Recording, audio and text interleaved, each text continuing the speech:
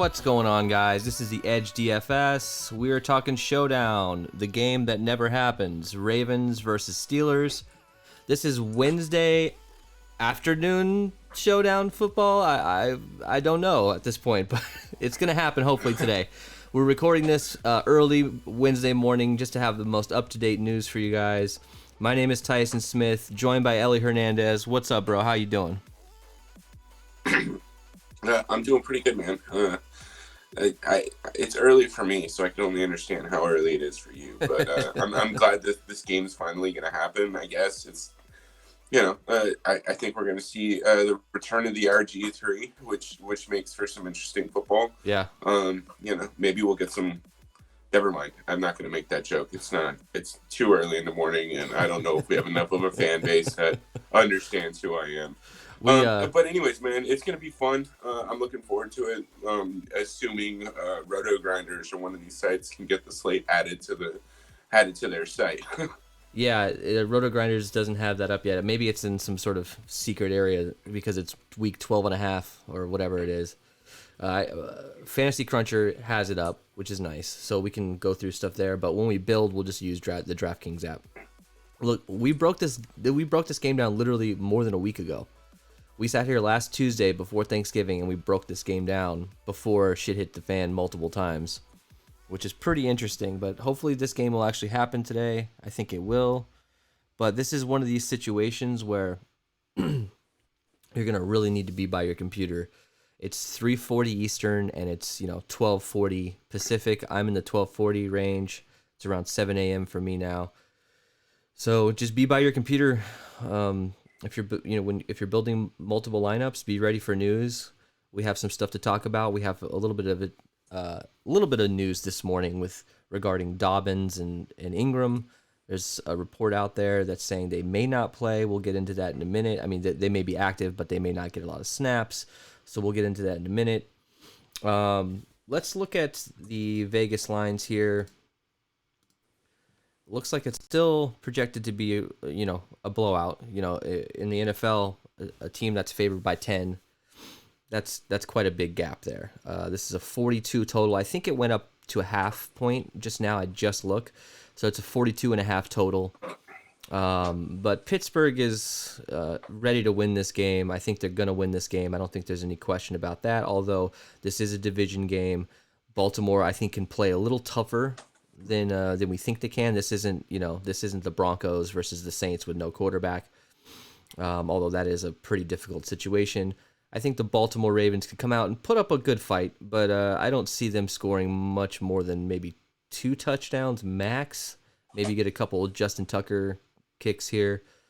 What do you think about this, man? This is we got RG3 starting on the other side, and possibly Gus Edwards getting, like we originally thought, Gus Edwards might be the guy this week. We just don't know yet. This is one of these things where you got to stay on Twitter and just kind of keep it up. But what are your thoughts on this, these lines here and the total?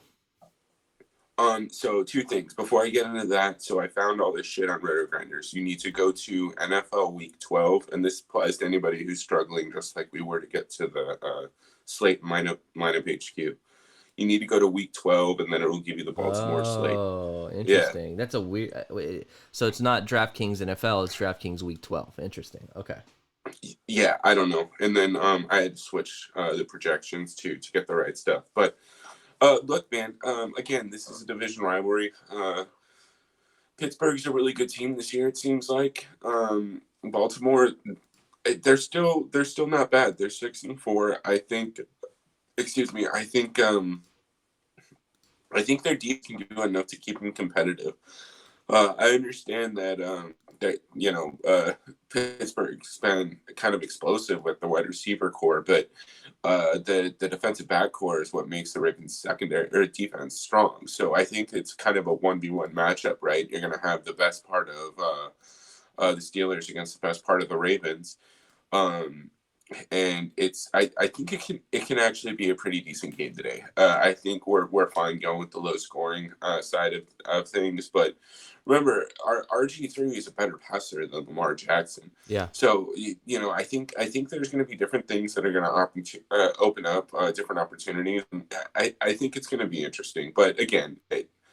This game could easily be 20-7, 24-7. I don't know if they're going to score much more than that. But we'll get to the injuries here in a second. But like James Conner not playing, that's kind of a big deal, right? And I think that's going to impact some of the offensive capability that Pittsburgh has. I think if you pay attention on the slate, you pay attention to news, you stay by your computer when inactives come out, and you really build based on leverage, anything can happen. On DraftKings, there's a $500K to first contest. There's some decent money going on today for this. So if you really pay attention and can find the leverage, like, for example, if Gus Edwards is super low owned because everyone thinks that Dobbins and Ingram are going to play, you can get an edge there. Now, can that blow up in your face? Absolutely. But it's worth getting a huge edge for a guy that has done pretty well lately. Gus Edwards has done pretty well. And I think he's going to, and especially for a team that's, I know they're projected to be losing this game quite a bit, but he's going to get the ball quite a bit. Can I address something real quick too while we're talking about leverage? So look, I want to call back to our last video that we did where we didn't do too well. We didn't get much right. I think my captain was in the optimal, or my fade of the night was in the optimal. I think your fade of the night was also in the optimal. Yep. But we're doing that shit on purpose, right? We're not trying to pull in the 5% winnings on a nightly basis, right? We're not trying to say enter $10 and then win back $11 every night. Yeah. We're probably going to lose most nights. But if especially one of our on leverage Showdown. plays goes right, but one of our leverage plays goes off, all of a sudden we make all our money back and then some. Right, I'm still off that one top 5 place that I had from having the defense in cap like 3 weeks ago. Mm-hmm. I'm still riding off of those winnings, right? Oh yeah. So that's really what we're talking about when we're trying to get leverage here. I get it. It sucks, and it's really hard to not play DK Metcalf in the captain, and you're probably going to fucking lose doing that shit. Yeah. But the point is if DK Metcalf didn't go off, we immediately had leverage on half the field, and we had a lot more salary to work with than a lot of other people. Yeah. So just a couple things to keep in mind, especially while we go through this show, because there should be leverage all over the place. Absolutely. And look, just listen to what we're talking about. Don't just skip to the fades and the crown their ass segment and plug those guys in. Know why we're doing that. It's not just a plug and play. You have to actually think for yourself when it comes to DFS. You can't just listen to other people all the time. All right. What do you want to do here? Let's go to injuries. Can we just do an active list? It'd probably be shorter than an injury list. All right, so Lamar's out, Mark Andrews is out, Willie Snead's out. Thank God Willie Snead's out, man. Fuck, I hate playing this guy. I hate when he's on the slate. He can go for 16 touchdowns or break his leg in the first quarter. I don't know how to even think about that guy. And we got Luke Wilson.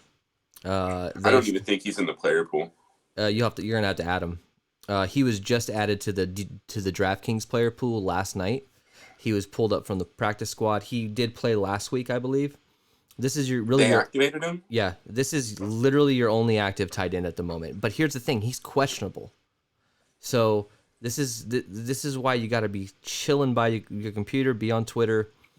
If he's inactive, they're going to obviously activate another guy off the practice squad, which will not be on the DraftKings. I'm assuming they're not going to add whoever would replace Luke Wilson. But look, Luke Wilson's not a terrible option at this point. So keep an eye on him. For the Steelers, you got James Conner's out. You got Juju, who's questionable with a toe. So I think things are trending towards him playing, but you just never know. You never know what's going to happen. So if he does play, I think he's a great play, obviously. Vance McDonald is probable. He was on the COVID list. He's been inching closer to actually being activated, so we haven't really gotten full confirmation on him yet. Just keep an eye on that. What obviously there's a lot of big news. I mean, Lamar Jackson is usually on a showdown slate. This is a guy that's usually the highest owned player on every showdown slate. So how are you handling the RG3 situation? Mark Andrews is out, so we got to talk about tight ends. You know, Luke Wilson, Willie Snead is out, so that boosts up some other guys like Des Bryant. And, you know, we've got DuVernay, Boykin. How are you handling both sides of the ball here when it comes to injuries?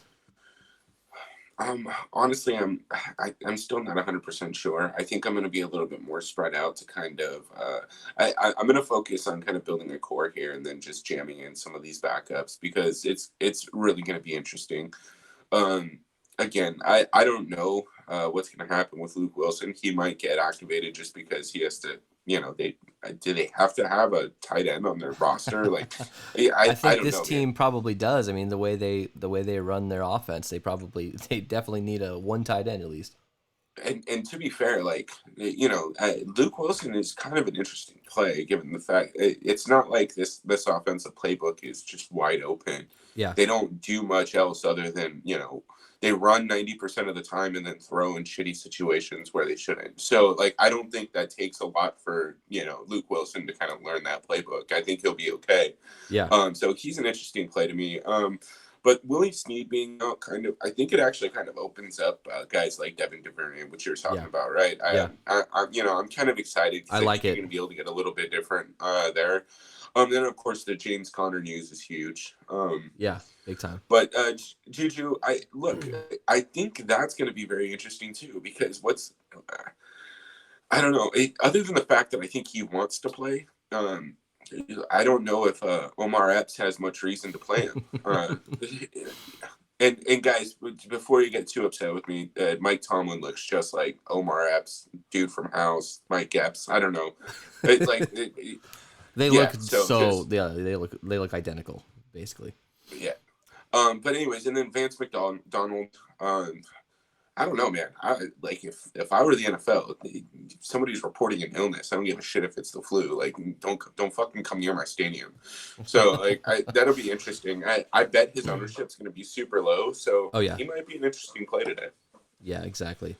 Juju is projected around 40% right now. So look, if he is out, that's going to really shift ownership around quite a bit. So keep an eye on that for sure. All right, dude. Let's just get right into it, man. Let's get right into it. I can't play our intro song because I was tagged for copyright claim, so we're just gonna get right into it. All right, Ben Roethlisberger, 11.4K, pretty good price for him actually. I really like that price. And RG3, 8,400. That's literally Ben DiNucci prices here. RG3 is a great play in my opinion. I know it's a little risky, and I know this team is depleted. But the last time that RG3 got a start was Week 17 against the Steelers, and now this was the Duck Hodges Steelers who were out of the playoffs and they had nothing to play for. They were 8-7 at the time, but Lamar Jackson came in, had a pretty decent game. I mean, he handed the rock off to Gus Edwards quite a bit in that game. There was really nothing to play for in that game. They rested Lamar. They were in the playoffs. They had the number 1 seed, so no reason to play. But that was the last time that RG3 started a game. I think he had 18 attempts. He was like 11 for 18. Nothing really impressive when it comes to passing, but he did have 50 yards and a touchdown. So I know that's quite a different dynamic from last year to this year. The roles have almost flipped. So how are you handling? I mean, look, do we have to get Ben Roethlisberger in every lineup? Is there a world where Ben Roethlisberger, you can fade him because you just might not need him? Because if this team is up enough, Mason Rudolph could be in by the second quarter. Like, I mean, you know, the probability of him being in the optimal is pretty high, in my opinion. Right. But like I said, there is a situation where this could be a blowout at halftime, and he's not really needed. You know, how are you handling this? I think there's going to be a couple different builds here. I think you can, honestly, I think the way to go here is kind of just 50-50 exposure on Big Ben. I think half of this game, in my lineups are going to be built thinking that it's going to be a little bit more competitive and Ben's going to need to throw the ball. But the other half, this could easily just be a feed the running back type game where they really just don't try to do anything. I mean, look, let's be honest. The Ravens are probably going to have a bunch of fucking practice squad players. They're going to have a bunch of randos in. And even on the Steelers side, like, we're in week 12 now. We're starting to get ready for the playoffs. These teams are if they're in good position, they may not be trying to get too risky in a game like this. Yeah, this is where players can get hurt because you have random guys who are trying to make rosters, right? So they come out, they're not form tackling. All of a sudden, you have an MCL tear at the quarterback position. So I think we're going to have a little bit more of a conservative game here. I think. With that said, you don't necessarily need Ben Roethlisberger, right? He's had injury problems for the past couple of years too. So I think at 11.4, there is a really good chance that he is going to be the optimal quarterback. But I am going to intentionally build some lineups without him. Yeah. Then RG3 at 8,400. I honestly feel like he might be a stone cold lock just because if this Baltimore team's in this game at all, it's going to have to be because of RG3. Yeah. If you're building 5-1s, 5 Steelers, 1 Raven, there's an opportunity to maybe not play RG3, but if you're doing 3-3s or 4-2s, getting RG3 in there, you can capture a lot of those extra rushing yards. You can capture any passing touchdowns that are there.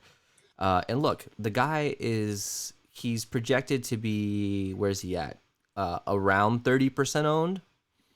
I mean, look, I get it. It's a risky play, and he has rushing upside. But 30% owned is too low for a guy that's 8,400 as the quarterback. It's just too low. They're going to pound the ball in this game. There's no reason for them not to. They have Gus Edwards. They're going to really, and the potential of Dobbins and Ingram. Look, I like RG3 at that ownership. If he was 50 or 60% owned, then maybe we might be having another conversation here. But especially at 5 or 4, whatever percent in the captain, that's also a good captain option. If you wanted to do like a 2-4 stack, throw RG3 in the captain, run it back with one of his wide receivers, and then stack the other another 4 in the flex from the Steelers. It's just a good option in my opinion. And look, Ben Roethlisberger is 85-90% owned on this slate. Like, my mouth waters when I hear that because that's such big leverage. It's risky. It's a large field, milli maker type tournament of a fade. But look, like I said, there is a situation where he just doesn't need to throw the ball that much. If he comes out and he doesn't have a touchdown pass because they're just handing the rock off, he's not going to be in the optimal. And you just spent 11.4K on a guy that's 90+% owned, and now you're just you're running through the finish line with about a couple thousand other people. Any thoughts on that? I mean, are you gonna get, what's going to be your exposure for him today? I know news change. I know that by the time we start building, things might change. But like, to me, I think around 50%. And let's see if we can get Ellie back here real quick, guys. Just bear with me for 1 second here.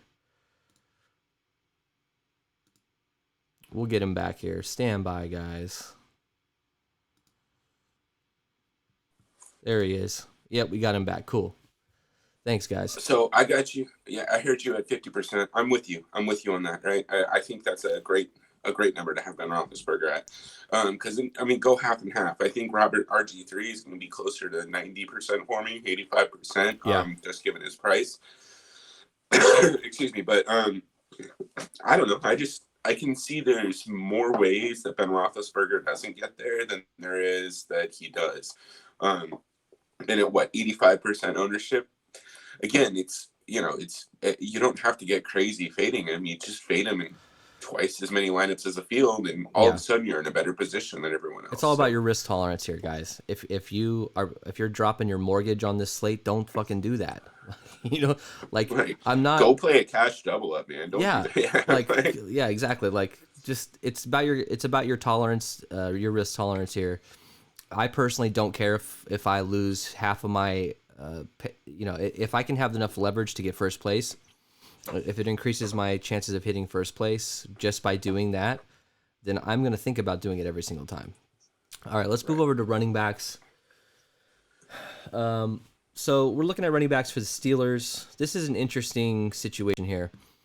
Before I get into too much here, I actually want to do our segment where we hear from the coaches. It's going to be real quick. I just want to know from the horse's mouth, what is the dealio? So this is Mike Tomlin talking about Benny Snell. Your running backs who are healthy really haven't had a lot of carries in a game. Does that have to come into play when you're dividing up the reps?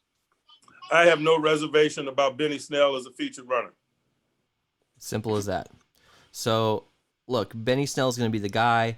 And the confusing thing about this, look, he's at 8,800, so he's priced up quite a bit. DraftKings knew this was going to happen, or the information was released before they released salaries. So, look, where's he at? This is insane. This must be wrong. As we get closer, keep an eye on your ownership projections, but he's projected to be under 20% owned and under 3% owned in the captain. That's nuts. You have a team that's favored by 10. You have an injury-prone quarterback, a team that's undefeated. There's really nothing on the line here. They're not going to come out, in my opinion, slinging the ball in the third quarter. They're going to be running the ball quite a bit. Benny Snell Jr. can get 20-plus carries in this game and have a lot of volume. And you got Anthony McFarland at 2,600. I think there's an opportunity to get a lot of leverage with him as well at 2,600. But I think the pay up to be a contrarian sort of technique here might come into play with Benny Snell because he's so expensive. There's other better sexy options at that price, especially with the wide receivers that we're going to talk about. Do you like Benny Snell? Do you like Anthony McFarland? How are you handling this? Yeah, man. I think we talk about it pretty consistently here, but when the favorite team has low-owned running backs, it just doesn't make sense, right? So why not fucking jam in as many of these guys as you possibly can? McFarland at 2,600, great price. I wish he was a little bit cheaper, but again, 2,600 isn't bad for the number 2, and they only have 2 guys on the rosters. What, Deontay Johnson's the third running back? Like, I don't know what's going to happen here. Yeah. But I think both of these guys are in play. Benny Snell is probably one of my favorite plays in the slate. I have no idea how he's going to do, but I think he has the opportunity. He's going to get 20 touches, 25 touches, right? So, yeah. If he doesn't score off of 25 touches or isn't at the optimal, then I'll fucking eat my losses and move on to the next slate. Yeah, look, last year he in this game last year with against RG3, they lost 28-10, and he still got 18 carries. So you're talking about a guy who's the featured back on a team that's going to win by 10-plus points potentially. I don't see him not touching the ball more than 20 times. I just personally don't. He's a quicker guy, so there's a very good chance they're going to get him involved in the pass game, little screens and things like that. So dump off passes into the flat. So I can see him getting a couple receptions here. So he's got 3 touchdowns this year for a guy that doesn't really get a lot of volume. So that's what you're looking for. You're looking for that upside. And in this game, it's there for sure. I don't know why no one's talking about Benny Snell Jr. In my opinion, he should be 60% owned. I just don't get it. It's one of those things that people just are either missing out on, or maybe I'm just overthinking it. But in my opinion, this is easy. This is super easy to get him into almost every one of my lineups. And I don't mind playing him and McFarland in the same lineup. We've talked about this before. How many times in the optimal have you seen you see 2 tight ends, you see Goddard and Rodgers.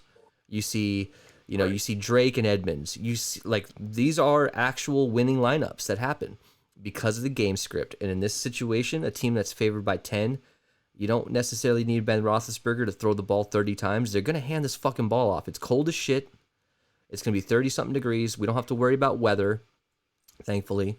There might be a little drizzle or might be a little bit of a cloud cover, but there's not going to be much weather to talk about here. But it's going to be cold. This is December football now, man. We're getting into that, we're getting into the Henry season here. So they're going to pound the ball, especially in a divisional hard-nosed game like the Ravens versus Steelers. They're going to pound the ball. That's another reason why I think that Ben Roethlisberger might be overrated in this game. I just don't think they need to throw the ball with him 30 times, So how are you Yep. how are you handling roster construction with Snell and McFarland? What's going to be your potential exposures with Snell in the flex and or at captain? Look, man, I don't know how I'm going to get off Snell. Uh, I just, unless I start going a heavy passing attack for the Steelers, I don't think I'm coming off Snell. There's a good chance that I'm probably going to have 90 to 95% exposure to Snell. McFarland probably 20 to 25%, but I think you can handcuff them all day. Yeah, it's good to get them in the lineup together for a few lineups, in my opinion, for sure. Anything else to add to this side of the ball? No. All right, so this is where things get interesting here, guys. So before we even get into the running backs here, let's check out this tweet early this morning. When I woke up, we see this is from Fantasy Sports Radio, Sirius XM. Per ESPN Ravens flock reporter Jamison Hensley, Dobbins and Ingram are expected to be activated off the COVID-19 list before the game, but it's likely neither of them will play. So we got reports, the past few days that they're gonna, and they can't travel with the team because technically they're not able to be activated yet. So they're able to be activated today, which means they can travel. However they're getting there, I'm sure they're gonna throw them on a, there's a lot of rich guys around here. I'm sure they'll throw them on a private jet and get them to the stadium. But they haven't practiced. I mean, Dobbins. The report was that Dobbins hasn't practiced since November 22nd. The guy hasn't even been on the field. So how useful can they actually be? And look, you have Gus Edwards, who's been practicing with the first team for weeks now. Back before Thanksgiving, we knew that he was going to be the starter. So to me, this report is serious, and you got to keep an eye on this, because if this is true, if there's even 50% truth to this, I think it'll really affect. Dobbins might not even get to start, and if he comes in late, obviously at this point Ingram, I'm not even going to consider Ingram. I wasn't even going to consider Ingram even if he was fully ready to play. But Dobbins, this guy took over as the first, as the main target, the main option, as in the backfield for this team. He got 63% of the snaps a few weeks ago before shit hit the fan. He's the number one guy, but if he's not going to be 100% today, I don't want him. What do you think?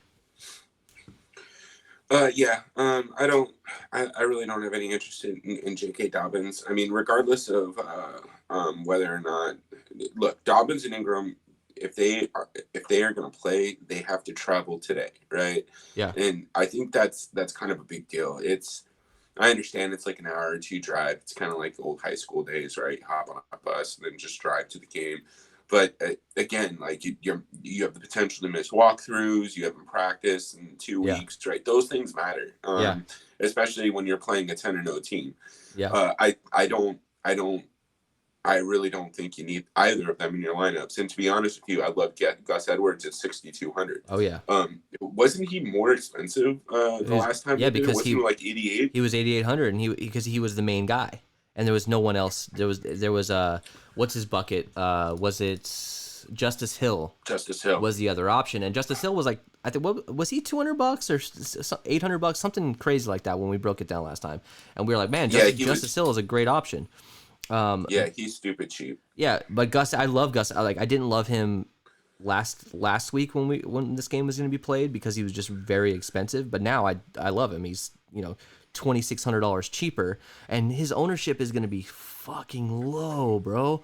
I mean, it's going to be super low.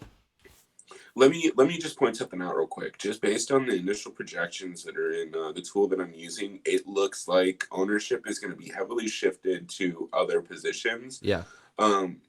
Because they're still giving projections to Dobbins, they're still giving projections to Ingram, and you're showing Gus Edwards at, second or third string running back projection. So, I think you're going to be able to get a little bit of leverage here with playing Gus Edwards, which is surprising to me. So I love Gus Edwards, especially at 6,200. I liked him anyway. J.K. Dobbins, I won't touch. Mark Ingram, I don't think I'll play him ever again. It looks like John Harbaugh and the Ravens are looking to phase him out of the offense. Yeah. And honestly, I can't blame them. J.K. Dobbins and Gus Edwards is actually a pretty solid 1-2 punch. Yeah, it really is. So I think they'll have some I don't want Mark Ingram, but I do want to call out Justice Hill again, right? Like, I mean, look, don't run 4 running backs. I Yeah. don't think that's a good thing to do from run 2 from Pittsburgh and 2 from Baltimore. But Justice Hill at 2,200, he's probably going to be less than 5% owned. Yeah. That means you run 1 or 2 lineups with him again. Unless RG3 comes out crushing, they're going to have to run the ball. So that means RG3, Justice Hill, and Gus Edwards are going to get plenty of volume. So Yeah. I think it's a specific game script that you're trying to build for. But again, projections haven't been adjusted. So there's an opportunity to get some leverage by playing any one of these guys. Yeah. And another thing with Dobbins and Ingram, not that it means a whole lot, but I doubt that any of these guys have practiced with RG3 much at all. Right. Like RG3 was not the starter when this game was going down, and Gus Edwards and he wasn't the starter. So something to think about. It just changes the whole dynamic of this game with RG3, and we just don't know who he's comfortable with. All right, let's move over to wide receivers for the Ravens. This is going to be wide open here, I think. You've got Marquise Brown at 5,800. You've got Des Bryant, 4,800. He had, what did he have, like 7 targets last week when he, in that game. DuVernay, 3,200, and Boykin at 1,800. So these guys are all in play. I think Des Bryant gets a big boost with why am I blanking on his name? It's early. What's his name? Snead. Yeah, there you go. I tried to block him out of my memory because I hate him. I think Des Bryant gets a huge boost. Look, I like Marquise Brown. Look, it's going to be tough in this game for Marquise Brown to do anything. There's a chance that he might not even get targeted because he's that home run hitter type guy. And in a game like this, I think they know that he's probably their only option. So they're going to really shift coverage towards him. But I think you can never fully discount Marquise Brown because he has that upside, especially at 5,800. We actually liked him quite a bit, I think, last week when we talked about this because he had that upside as well. DuVernay looks pretty good. I like DuVernay. He's one of these dynamic players that in a game like this, there's end arounds, there's screen passes, there's double reverse type plays. Anything can happen in a game like this because they're just shorthanded. So they might try to get dynamic and do some flea flickers or something weird. And DuVernay is the guy that would benefit for something like that. I wouldn't be surprised if DuVernay didn't get a couple rush attempts or maybe a wildcat. Last year in that Week 17 game, they did do a little wildcat action with RG3 as the quarterback. RG3 was out at wide receiver, and they did some wildcat, or they got weird with it. And RG3, I doubt that they're going to want to really do a lot of design runs for RG3 because. Actually, listen to this. So, Trace McSorley actually got a couple rushes in that game, design rushes. Now, I'm not saying that you should be playing Trace McSorley. I think he's 6,000 as a backup running back, but it's something to keep an eye on. If you consider playing Jalen Hurts in that Philly game, you should equally be considering getting one lineup with McSorley as sort of your goal line. Who's the guy from Indianapolis? Why am I blanking on these guys' fucking names? Jacoby Brissett, sort of a situation where there's a goal line rush or there's something weird. Just keep an eye on that. I'm not saying fucking start McSorley in a bunch of your lineups. Just think about that for a minute. How are you handling this situation here with Brown, Bryant, DuVernay, and Boykin? Look, I think all are in play. I think obviously Marquise Brown has the home run upside. Again, I don't know how high I'm going to be on him simply because RG3's in the backfield there. He's getting a lot of run with 2s and 3s. I don't know how much run he's had with the 1s. So there could be a chemistry issue. But again, I don't want to overthink it. I'll have a little bit of exposure to him at 5,800. But again, I'll probably be going a little bit more value here. I think Des Bryant's in an interesting spot. But there's nothing quite like having a tight end at wide receiver that has soft hands, right? So, I mean, when you're trying to get your quarterback in a rhythm, I think Des Bryant is a great possession receiver to do that with. And no Mark Andrews. Right. There's a situation where Des Bryant could play that role. He can play that inside role that Mark Andrews would typically play because they're about the same size. Yeah, exactly. And then Devin Duvernay, he's in play at 3,200, right? Just like you said, he's more of their gadget guy. He's going to get involved on kickoff return, punt return, right? So, Yeah. I mean, there's opportunity there, too. And then Miles Boykin, who's like Willie Snead Jr. At 1,800, sure, absolutely. I think he has upside. He has the ability to take it off, top off defense, and he has the ability to catch two touchdown passes in the back of the end zone like Willie Snead does. So, Yeah, exactly. I think his ceiling is right around 12 points or something like that. So consider that if you're playing him. But he does have a touchdown this year, and like you said, replacing that Snead role can really allow for those random 2 touchdown games. And the same thing with Duvernay. I think Boykin is a better wide receiver than Duvernay, but Duvernay is going to get a lot more opportunity for gadget plays, and he's going to touch the ball more, especially on kickoff returns. And hell, they might throw him in there for punt returns. Who knows? And look, the total, the line, everything's going towards Pittsburgh. There's going to be, you don't have to get crazy when you're playing any of these guys. You can run 2 lineups with Boykin, right? You're not getting, I mean, their ownership's going to be under 10%, under 20%. Totally. So you don't have to do anything crazy to get different here. Yeah. I think it's worth taking a flyer on a guy who's 1,800. And, I mean, if he hits 12 fantasy points, that's spectacular. That's probably going to be in the optimal. Yeah, and look, Boykin, if he's projected for 10% ownership or something like that, get him in 3 lineups out of 20. Get him in 4 lineups. You don't need to go too crazy, and then get another 3 lineups with Duvernay. Like spread it out in this case, because I think you're going to need to, because we just can't project or predict unless you have that Gray's Sports Almanac, in your back pocket. Just spread it out as much as you can when it comes to the wide receivers, because we just don't know. And also another point to bring up, we talked about in that Eagles game, garbage time. We specifically actually built our lineups for garbage time. At least I did, and we talked about it in the show. And look what happened.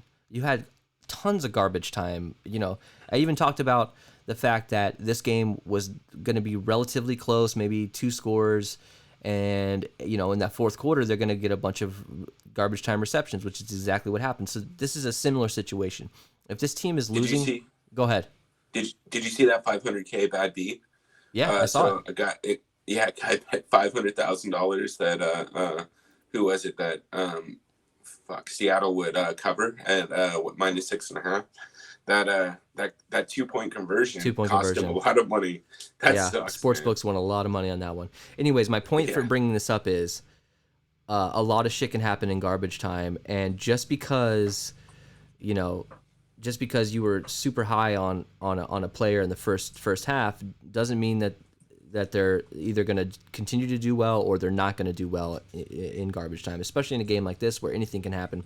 Look, if we get to a certain point where the Ravens are down by 2 touchdowns, they're just going to throw the ball. They're going to run with RG3. They're going to little dump passes out to the sideline. And with PPR and Draftkings, you can really rack up a shitload of points with 4 or 5 receptions on a drive from a running back. Something to think about. All right, let's move over to Steelers wide receivers. This is the key to unlocking this slate, in my opinion. This is going to be tough to figure out. You've got Deontay Johnson at 10.8K. That's a lot. You got Chase Claypool at 10.4K, and then you got Juju at 9.6, and then a little bit of James Washington and Ray McLeod. I don't think I'm going to get too much of them. Although James Washington is a threat, in my opinion. But look, Deontay Johnson is priced way up. Like we talked about in our last video, it seems like as far as opportunity, it goes probably Claypool is like number 3 out of 3 as far as opportunity and like targets, but Claypool has the highest upside potentially, in my opinion. Deontay Johnson has been getting a shitload of targets, and he's been cashing in on those targets. But Juju also has a high ceiling. To me, my favorite guys are Claypool, Schuster, then Deontay. I don't know that I'm going to get a ton of Johnson in this game. That's just my personal preference, just because of his price. And I don't think they're going to maybe they don't need him too much. I don't know. It's hard to figure this out. Where are you going with these 3/4 guys? I'll probably just put in a rule that forces one of them, and maximum of one, into every lineup, just so I'm pretty much covered. Yeah. I think there's enough value on this slate so that you're not really going to have to worry about the pricing, as long as you're not playing them at captain. So, and again, I don't think you're going to have to run multiple of these guys, because I just don't see this game getting too crazy. Yeah. But I think you're going to need one of them, right? I think one of them has the potential to get 8 receptions for even if it's only 70 yards on a touchdown. That's still going to be in the optimal, especially on a 42.5 point total. Yeah. So one of these guys is going to do something. And if we think about it here, right, we have to account for if it's really a 10-point spread, that's 10 points that has to go somewhere in the Steelers offense minimum. Unless Benny Snell's the guy who rushes for 120 yards and 2 touchdowns, there's going to be offensive production that we have to capture somehow on the Steelers. So, I've made that mistake a couple times before, where I get too caught up in the fact that the dog is going to have to throw all day in garbage time, that you missed out on the correct offensive opportunities for the other team. Yeah. So I think this is an interesting opportunity to really just run Benny Snell, maybe fade Ben Roethlisberger at 85%, and then just throw in one of these pass catchers or 2. You could do multiples. If you fade Ben, go Deontay and Chase, go Juju and Clay. Because look, the Steelers, they don't take this is a division rivalry game. They're not going to take their foot off that pedal until the end of the game. If they're up 28-7, they're not necessarily just going to stop passing. And I think they're pissed, man. Again, I don't want to get too caught up in narrative, but they keep moving this game.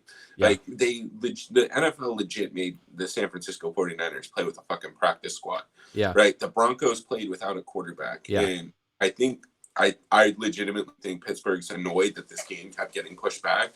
So they might have a chip on their shoulder. So that's something to keep in mind too. And Pittsburgh cannot be happy about missing out on a primetime Thanksgiving game. They weren't happy about it. You saw them tweet about it. They're pissed. So I don't see an opportunity where they're going to take it easy and play good sport and run the ball in the fourth quarter just to run the clock out. They might jam it down this team's throat just to prove a point. Harbaugh's not the most likable coach on the other side of the ball. I would consider this opportunity for a massive blowout potential.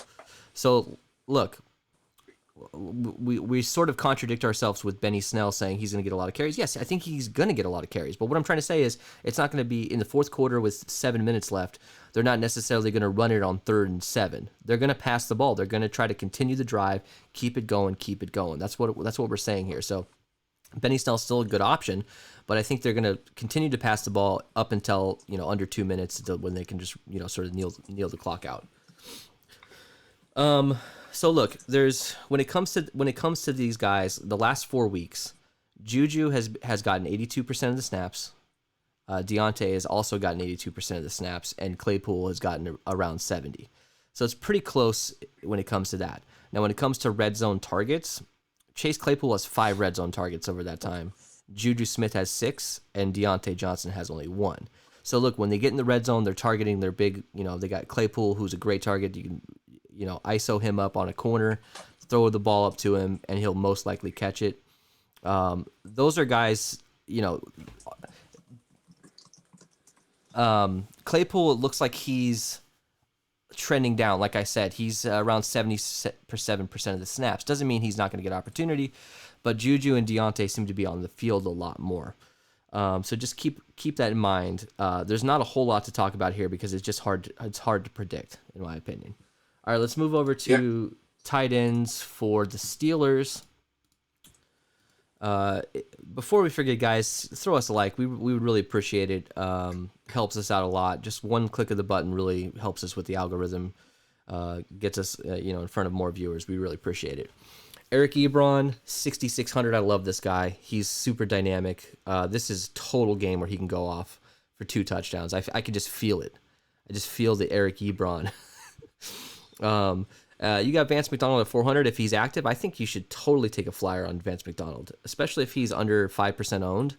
I'm willing to get him in 3 or 4 lineups, because when you're building your lineups, when you're looking, at least me personally, there's always one player that sticks out when it comes to not being duped and just limiting your dupes. I think Vance McDonald's going to be that guy because he's 400. You don't really need a whole lot out of him. You need a random red zone touchdown and maybe two, three catches for 30 yards. And he will be in the optimal if he does that, especially at 400, because it really allows you to get 4-2, 5-1 stacks with all the best players. Gentry, I don't know why I have him on here. I'm gonna uncheck him. How are you handling Ebron? Do you like Ebron as much as I do at 6,600? Yeah, absolutely. I think Eric Ebron's one of the best, most athletic tight ends in the league. I don't think he's really kind of lived up to that, Yeah. It's been an inconsistent career for him, but I think he has a great opportunity, especially in this matchup. Again, despite our conversation about the wide receivers right now, the Baltimore secondary, this is the best part of their defense. So if you're going to have man coverage, or if you're going to have Marlon Humphreys, Jimmy Smith, and some of these guys locking down the wide receivers, that's just going to open up more opportunities for Eric Ebron in the middle of the field. Yeah.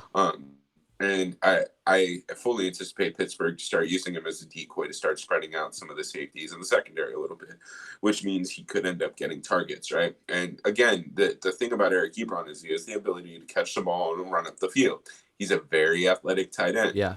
Think like Jordan Reed when he's not concussed. Yeah. So I think he has a very good opportunity to have some decent points here. And at 6,600, I mean, y'all know I love tight ends, the captain spot. I mean, I don't think that's an awful play. No, not at all. If he grabs 2 touchdowns and 4 receptions, 80 yards, he could very easily be the optimal captain in a game like this. Yeah. Then Vance McDonald at $400. Yeah, if he plays, man, fuck it. Like $400. There's nobody else that cheap on the slate, and he'll probably be under 10% ownership, probably under 5. So yeah. I mean, you don't need to get crazy to play these guys. Eric Ebron the past 4 weeks has gotten 87% of the snaps. So just keep that in mind. He's on the field quite a bit. He's gotten 3 red zone targets over that time, 13 receptions, 144 yards over the past. It's actually the past 4 weeks. And 3 touchdowns. Claypool has 4, and he has 3. When it comes to receivers, that's the top. That he has the most touchdowns over that span of time. So keep an eye on that. If you get a guy who can score you 2 touchdowns at 6,600, it's pretty good for you. And here's another thing to keep in mind too. Right as we get closer to lock, we're gonna start to see the inactives come out.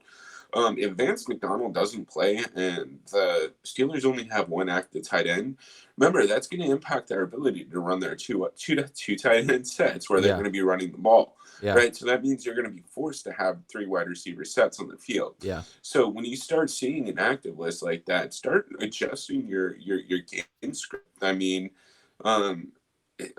that's really going to matter. And if Vance McDonald's active, then we will see more 2 tight end sets, which bodes better for both tight ends, right? So just something to keep in mind. All right, let's move over to the barren desert that is the tight end position for the Ravens. Obviously, Mark Andrews is out; he's gone, and now you got Luke Wilson at 2,400.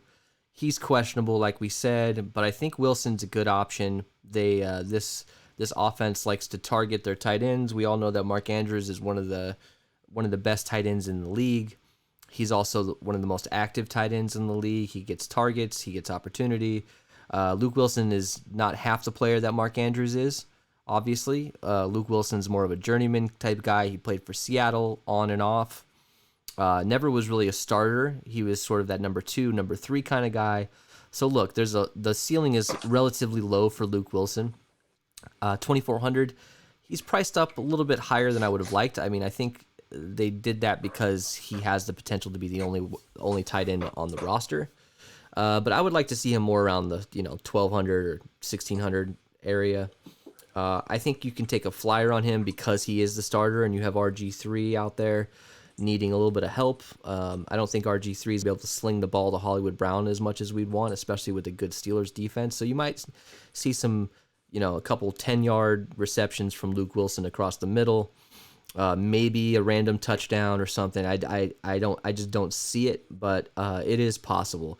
And if he's out, well, I don't know what to tell you. You're gonna have to spread that ownership somewhere else. It's just gonna be pretty interesting. I'm obviously, like we said, if he's out, I don't think DraftKings is. They're gonna throw his replacement from the practice squad on the slate, especially considering what is it? It's almost 8 Pacific right now, so we've only got like 4 hours until snap. I think, right? Is that right? Like 4 hours. So there's no way that if Luke Wilson's out, that he's gonna get his replacement put on the slate. So just keep an eye on that. Any love for Luke Wilson? What's your exposure potentially going to be? Maybe a few here, a few there? I don't know if I'll get any, man. I got to figure out how to get him out into the player pool here. Otherwise, I'm going to have to hand build him into lineups. I think RG, I don't know what they changed, but there's a hidden option where you can add players. It's something to look into. I used to know how to do it, but then they changed it. Yeah, I mean, look, man, honestly, I won't get too crazy. What did you say he was priced at? 2,400. It's a little high for him. Yeah, no, I'm cool, man. I mean, at 2,400, you got so much other value available. I mean, Justice Hill is 2,200. Yeah. And, I mean, he's likely to be the number 2. So, look, if he was $800, like, he should never be over $1,000. Yeah, I agree. 1,400 might be his cap, but I just won't play. His ceiling's not very high. That's the point here. Chris, okay, let's move over to kicker and defense here. Chris Boswell, 4,000, and Justin Tucker at 3,800. Both of these guys coming in probably around 25 or less % owned. I think Tucker is an absolute play here. I think it's obvious, to be honest. His ownership should be higher, in my opinion, because if you're doing 4-2 stacks and you wanted to do, a Gus Edwards or a RG3, and then you have Justin Tucker paired with them, I think that's a safe option because, look, I don't know if this team can score in the red zone. So, you get 3 or 4 field goals of over 40 yards from Justin Tucker. That's a lot of points for a team that is projected to score like 16 points or whatever. How are you handling this? And then also defense too. We'll get into defense. How are you handling Tucker and Boswell? Look, am I misunderstanding something? Why does Chris Boswell consistently get priced over Justin Tucker? Justin Tucker should be priced at 4,500, right? Like, given his median output, like, I think he has one of the higher averages there, or one of the higher medians, as well as one of the highest ceilings in the NFL at the position, which is kind of ridiculous, right? Yeah. So, like, 3,800, I love him. Like, I mean, what the hell? One thing to look at here, he only has 2 field goals of over 50 yards this year. So that's something that's interesting. I mean, it's possible that maybe he's just not the same player. I know kickers can go for years and years and years, but he's How many attempts? 3 attempts. So he missed 1. He missed 1. Yeah, I mean, look, man, But here's the thing: is like a lot of the offense for Baltimore this season has been consistently running the ball down to the 20-yard line and then throwing the ball when they get in the end zone 3 times and stalling out. Yeah. So it's not like it's kind of misleading looking at his numbers from that perspective. When it's not like they've had bad offense; they just have bad play calling. Yeah. So this is a day where I could very much see them continuously stalling out, probably at the 30, 35-yard line. Yeah. And what do they have to lose, right? They're already a 10-point underdog. So I think you could run into a situation here where Justin Tucker's the best fucking player on the offense, just out there just kicking bombs. Like, if John Harbaugh gives him the opportunity to kick a 75-yard field goal today, you know what he's going to do? Justin Tucker's going to kick that fucking field goal. Yeah. So, look, I think he's in play at $3,800. I mean, why not? He's one of the most consistent kickers in the history of the NFL. And what that means is he's going to have a Stephen Gostkowski day, and he's going to go 0 for 6 because we called that, right? So, look, I know. Ironically enough, I usually say, you know what, don't play kickers, or I'm not playing kickers because you just can't. I just don't know how they're going to do. It's impossible to project opportunity. But in this case, I think you can because this team is depleted. Justin Tucker, they're gonna take the field goal when they can get it. Any amount of points they can get in this game, I think they're gonna take it. I don't know that they're gonna be going for it on 4th down as much in this game. I mean, maybe they don't really have much to lose, but in my opinion, if they stall out of the 35-yard line in the second quarter, they're just gonna kick that field goal. They're gonna take the points when they can. Yeah. Defenses. Let's look at defenses. The Steelers are at 7,800. They're basically like a number 2 wide receiver on this slate. They're priced above any of the wide receivers on the Ravens. And the Ravens are at 3K. They're priced above all the Ravens. Like, other than RG3, I know, nobody's right? above 7,800. Yeah, it's true. It's crazy. I mean, look, at that price, at that price, you need from your defense, you need an interception for a touchdown or a kickoff for a touchdown, multiple sacks, and 1 or 2 fumble recoveries for them to hit their value, in my opinion. The better team to target would be the Ravens at 3,000. I'm not going to get a lot of Ravens, but their defense is still pretty strong. They're still pretty good defensive team, and you got to remember James Conner is out for the Steelers. So if I had to target any defense, it would be a couple Ravens lineups, but I don't think I'm going to get any Steelers at that price. What do you think? Yeah, I might have some Steelers. I fully anticipate that ownership or that pricing is going to severely impact their ownership. And just because of that, I'll have them in there for a leverage play. I mean, look, I think you only need 2 or 3 lineups with them because it's a very specific game build that you're looking at, right? When you're building those types of lineups. So you want to do it correctly so you can get a little bit different, but I don't think you need to do too many with them. But it is very possible that the Pittsburgh defense is one of the optimal, is in the optimal today simply because of what's going on the offensive side of the ball for Baltimore. Yeah. But with that being said, Baltimore at 3K isn't bad either. I mean, again, this is a 42.5 point total. Yeah. That's a significant issue in the NFL, right? Yeah. I mean, if you're under 44.5, that's fucking crazy. Yeah. Right. I mean, so I think honestly both defenses are in play, and you can get them both for essentially Ben Roethlisberger. So I mean, if you're fading Big Ben, run RG3, both shit defenses. Running backs. Yeah, both defenses or both kickers, whatever, man. It doesn't matter. I think you can kind of do whatever you want in this build. It might be the highest I've ever seen a defense price, to be honest, on a showdown. No, there was that one night against the Jets, right? Didn't we have there was one defense that was like 8K, 8,400. Oh, really? Some Okay, shit like that. Yeah, I can't remember what it was. The Steelers are a good option. I mean, I'm not saying don't play Steelers defense, but at 25% owned at 7,800, you could definitely find better value at lower ownership, especially like if your game script calls for that and you want to go, running backs, defenses, kickers, please do. But me personally, I'm gonna have a little bit of a different game script here. All right, let's get into our fade of the night here. Ellie, can you give us a brief summary of when we say fade of the night? What are we talking about here? We're talking about Ellie losing all his money by fading number 1 wide receivers. So that's the first thing that we're talking about. But look, the other thing is this is just looking for us for a way for us to kind of identify some leverage so we can get a little bit different without getting too crazy. Now, granted, I made that mistake on Sunday and Monday, but I'm still conviction. I still stand by my plays. All they had to do was not go off, which apparently is just lower risk than or much higher risk than I anticipated. But look, man, this is just an easy way for us to get different, so we're not getting stuck playing the chalkiest guys.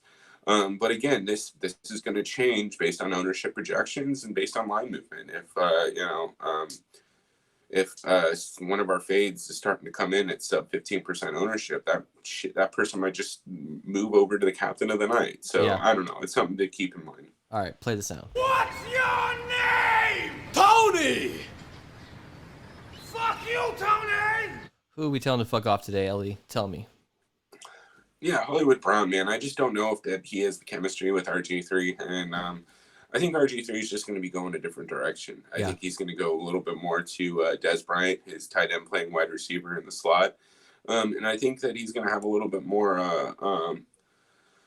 chemistry with some of the the third string wide receivers. Like what the fuck is this guy's name? Miles Boykin, right? Yeah. Devin Tavernier, those are the guys that he plays with, right? Those are the guys he's playing catch with all season long. So, I mean, I think that's something to keep in mind. Yeah. He may have a little bit more chemistry with those guys. And so he might not have the arm strength to throw to Marquise Brown at this point. You know what I mean? Right. And, like, guys, don't get me wrong. Like, first of all, this isn't the same thing as Allen Robinson or DK Metcalf. Fading Marquise Brown isn't that bold of a call in this slate, right? Yeah. So I'm going to be keeping an eye on his ownership. If he comes in under 20%, then I might pivot a little bit here because at his, what is he, 5,800 or some shit? Yeah. Like, I mean, that's not bad. Good price. So he becomes an interesting play if ownership is low. So just something to keep an eye on. Right now, I don't think he's the guy. Look, he's coming in around 30% potentially. When you say fade of the night, we're not going to get 0 of him. We're just going to probably be 20%, maybe 15, maybe a little less. We're still going to have a few lineups with Marquise Brown. I'm more likely to actually go a little over on Marquise Brown. That's just my feelings. For my fade of the night, I'm going J.K. Dobbins simply because of the unknown. We don't know what's going to happen. We don't know how he's going to be played into this offense. If we knew if that report didn't come out tonight, he would be my highest owned player, or this morning. He would be probably one of my favorite captains as well.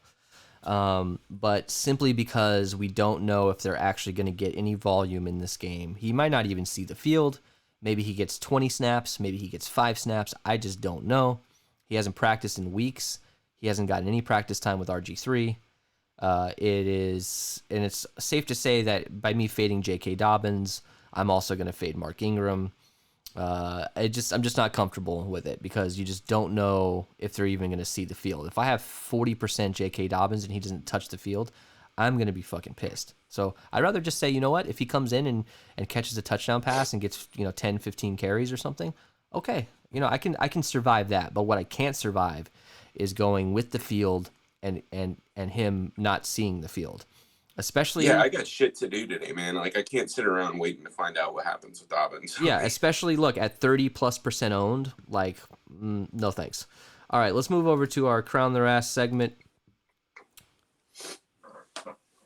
Denny Green, hit it, bro. Now, if you want to crown them, then crown ass. We're both going with Benny Snell here. I think he's going to get 20 carries in this game. I think he might see a couple catches out of the backfield. He's going to get the goal line carries. He's going to be the bell cow in this game. And they're favored by 10 points. Look, and this guy is under 5% owned in the captain. I'm going to jam him into a ton of captain in this game. And Benny Snell got play last year in that game as well. They were losing against the Ravens. They weren't a very good team. They really didn't have any much to play for.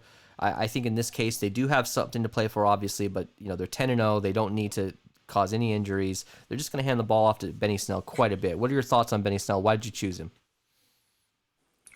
I mean, he's 8,800. He's going to get the volume, and I don't see any reason why Pittsburgh is going to get too crazy today. Like, I honestly think that there's an opportunity for us to see a shitload of passing, but I just think they're going to hand the ball off. Benny Snell is going to get the most of the volume, and again, regardless, they only have one backup, so it's not like there's too many opportunities to kind of dilute the offensive production from both sides of the ball. So with that said, I mean, I want to go with the guy who's going to be on the field 87% of the play, and if the quarterback's not touching it, he's touching it, right? So I think I just think he's a great play. Now, not to get too crazy here, but if you want to get weird, I think you can kind of flip the script on the other side. I think Gus Edwards is also a great captain play at his pricing. So I think both running backs are in the greatest position, and given the fact that ownership just isn't there, it just seems too obvious to me.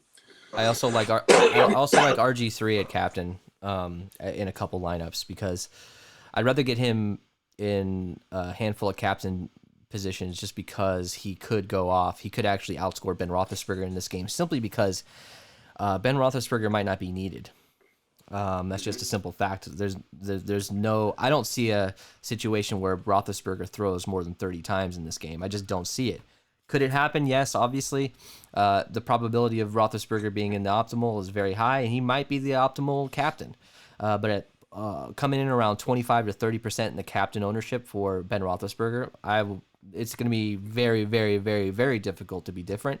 You're going to have to take 2 flyers on players that might not even see the field. Benny Snell's my guy here. And even getting him in a lineup with McFarland as well is going to be nice for this game script. So let's go ahead and build a lineup, man. Let's do it. So let's go ahead and plug in at captain. Let's plug him in. We're using the DraftKings browser here because RG I couldn't load it quick enough. But we got Benny Snell. Let's try that, dude. Let's try McFarland. You want to? I'm down. We're capturing all the rushing, all the backfield attempts. Now so in this lineup, I want to fade Roethlisberger. I want to pick one wide receiver from the Steelers. Who do you think? Should we go Claypool or should we go Juju? Let's see. I think it's Juju, to be honest here. All right, Juju. So do you want to do a 4-2 or do you want to do a 3-3 here? Honestly, I think 3-3 is fine unless you have anybody on the Pittsburgh side that you want to throw on. I actually like this. So let's go with RG3. Let's go with Edwards. Where is he? Gus Edwards. So we got 10,000 left. We could go. We got a lot of options here. Actually, we don't really have. We're gonna have to leave a lot of salary on the table at this point. You can go. I mean, throw in. I like honestly go for it too. Throw in Eric Ebron. That's an interesting build. Yeah, that is an interesting build. Maybe we can actually look. There's a situation here where we don't need McFarland, to be honest.